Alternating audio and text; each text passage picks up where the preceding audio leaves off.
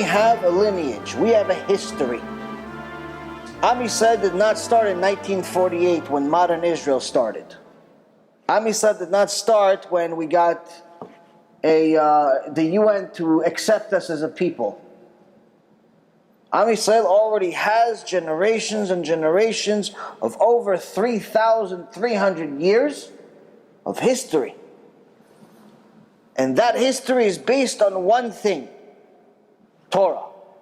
Meaning, if you have a person that calls themselves Jewish, then by definition, they're connecting themselves to their history.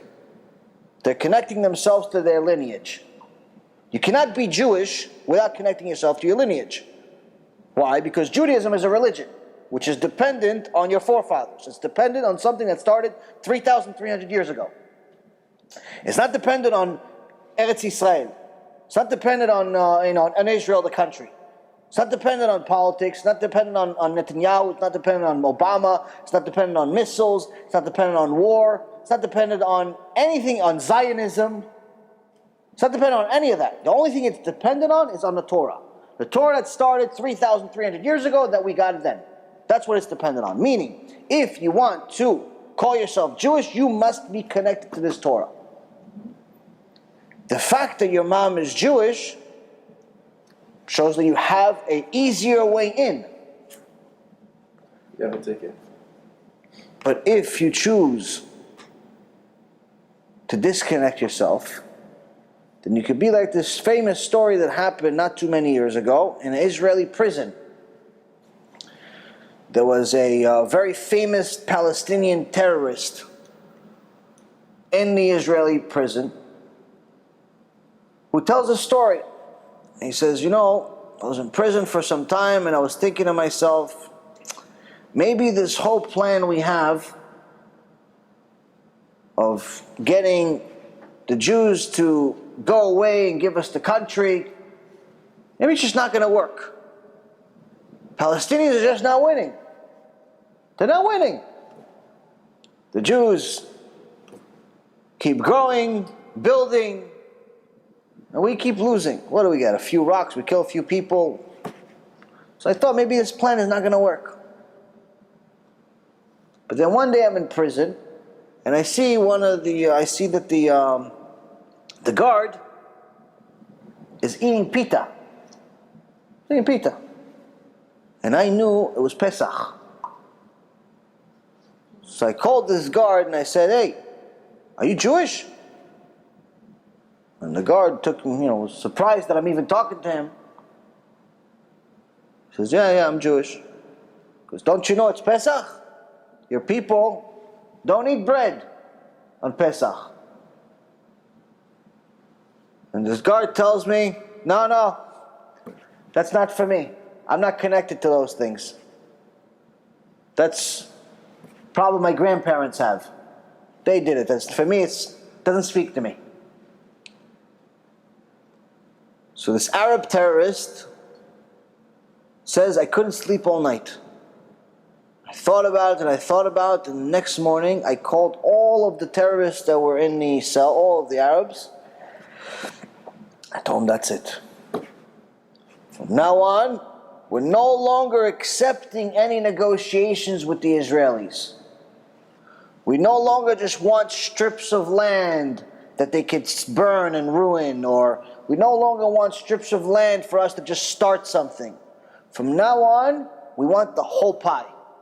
We want the entire country. So people ask me, why? It's because those people, they don't connect to their history. And if you don't connect to your history, you don't connect to your lineage, you're a beatable nation. If you don't connect to who you are, to your past, then you have no future. Because we, the Arabs, the Palestinians, we have a past. We connect to Muhammad and this one and that one. We connect to our past. We're going to win the war. If they don't connect to their past, we can beat them. And he was released from prison a few years later, and he told the story, and the story became very, very famous, and a very big embarrassment for Israel. Let's go. And it's mamash a shame that the story continues now. If you look at the negotiations of what's happened with the Israeli government and the Palestinians, they've never been able to come to the table and negotiate anything reasonable because the mentality changed that day. They no longer want peace. They don't want a piece of land somewhere. They want the whole thing. That's the reality. Why? Because they say, listen, we don't connect to our past. We don't want any connection to Moshe Rabbeinu. So if you don't want any connection to Moshe Rabbeinu, what gives you the right to keep this land? And they're right. The only reason why we have rights to this land called Israel is because Hashem gave it to us. Hashem gave us this land. He gave it to Moshe Rabbeinu, He gave it to Am Yisrael, He gave it to Avraham, Yitzchak, and Yaakov. Called it Israel, it's your land. Now if you say, I don't want to connect to this Avraham, Yitzchak, and Yaakov, I don't want to listen to what Moshe Rabbeinu says, I don't connect to them, I don't care about them, then you have no right living there. That's the reality. If you say you have a right to live there, that means that you're connecting to the history.